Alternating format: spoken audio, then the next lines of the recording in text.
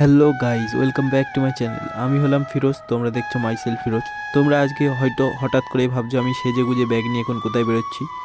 তো আমি এখন যাব আমার নানু বাড়ি, সেই জন্য আমি গুছিয়ে বেরিয়ে পড়েছি। তাই তো আমি আমাদের গ্রামের এলাকা থেকে একটা টোটো ধরে নিয়েছি। তো দেখতেই পাচ্ছ আমি এখন রাস্তা দেখতে দেখতে এখন যেতে হবে আমাদের হরিণঘাটায়। তো হরিণঘাটায় আমি চলে এসেছি, একটু কাট কাট করে ভিডিও বলে মারাচ্ছি যাতে অতিরিক্ত বড় না হয়।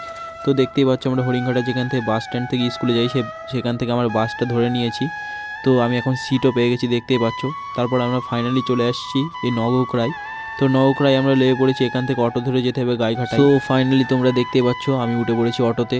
তো এখন আমাদের অটো এক্ষুনি ছাড়বে। তো দেখতে পাচ্ছ আমাদের অটো ছেড়েও দিয়েছে, কত সুন্দর ভিউ, আকাশগুলো কত সুন্দর লাগছে। তো যারা যারা আমার চ্যানেলে নতুন অবশ্যই সাবস্ক্রাইব করে পাশে থেকো এবং লাইক করে দিও। এছাড়াও আমার ব্লগগুলো কেমন লাগে অবশ্যই কমেন্ট করে জানিও। আমরা এখন ধরেছি নগরঘাট থেকে অটো। তো অটো ধরে আমরা এখন যাব গাইঘাটাতে।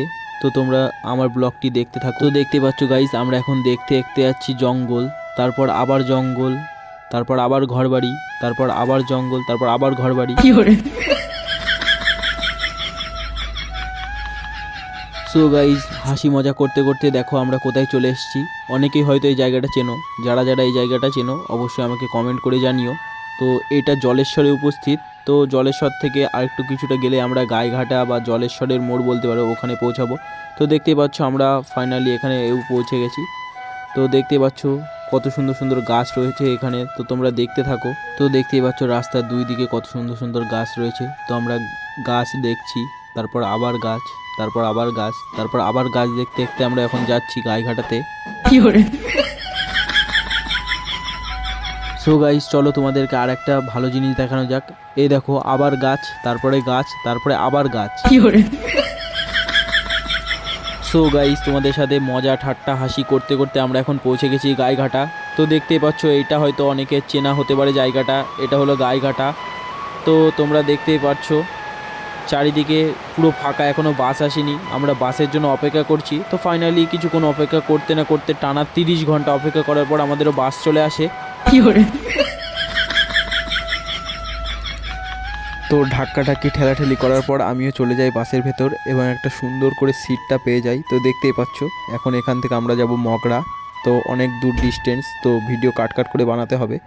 তো ফাইনালি আমরা মগরার কাছে পৌঁছে গেছি, সেই জন্য আমি বাসের ধারে দাঁড়িয়েছি কারণ লাফ দিয়ে হবে। তো দেখতে পাচ্ছ আমি লেগে পড়েছি মগরাতে। তো গাইজ তোমাদেরকে আর একটা সুন্দর ভিউ দেখানো যাক, চলো তোমাদের দেখাই। তো গাইজ আমরা বেরিয়েছিলাম সকালবেলা, তো এখন হয়ে গেছে প্রায় সন্ধে। তুমি শুধু সূর্যটা দেখো গাইজ, আমার পিছনে রয়েছে সূর্যটা, জাস্ট ভিউটা দেখো, just looking like a wow wow wow বললেও ভুল হবে, ওয়াও হবে পুরো। তারপর আমিও বেরিয়ে পড়ি সেই মগরার থেকে অটো ধরে, এখন যেতে হবে আমাদের গাবতলা, সেখান থেকে আমরা আবার নানুর বাড়ি যাব।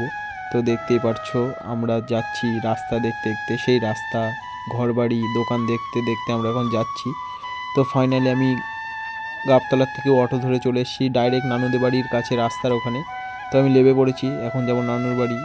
তো চলো যাওয়া যাক। তো দেখতেই পাচ্ছ এইটা হলো আমার নানুদের বাড়ি, যে নতুন বাড়িটা দেখতে পাচ্ছ এটাই আমাদের নানুদের। সো গাইজ, তো ফাইনালি আমরা দেখতেই পাচ্ছ এখানে পৌঁছে গেছি। তো এটাই হলো আমার নানুদের বাড়ি। তো চলো ভেতরে গিয়ে যাওয়া যাক। অনেক ক্লান্তি হয়ে গেছে আজকে সারাদিন 2-3 ঘন্টা ধরে ট্রাভেল করার জন্য। তো দেখতেই পাচ্ছ তো আমরা পৌঁছে গেছি। তো এটা হলো আমার নানুদের বাড়ি। তো এখন যাব মাঠে। তো আমি মাঠে গিয়ে যতক্ষণ আকাশটার ভিউ এনজয় করতে থাকি, তোমরা অবশ্যই ব্লগটিকে একটা লাইক করে চ্যানেলটিকে সাবস্ক্রাইব করে পাশে থাকবেন। দেখা হবে অন্য কোনো ভিডিওতে। ধন্যবাদ।